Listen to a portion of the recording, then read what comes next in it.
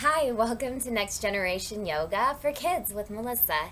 Today I'm going to show you a simple breathing exercise known as flying bird breath.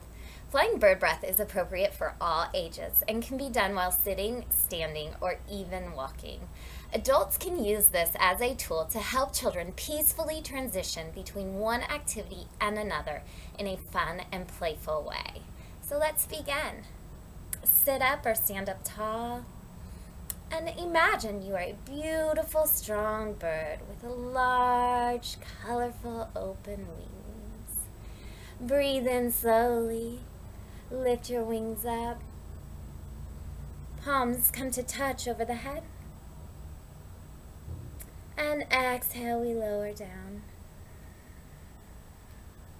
Moving rhythmically with the breath. Inhale, rise, and imagine lifting yourself up and into the clouds. Flying high above the earth with a bird's eye view, what might you see? And exhale, we lower down, returning from our flight. Take a moment here, place your hands on your heart, and notice how you feel.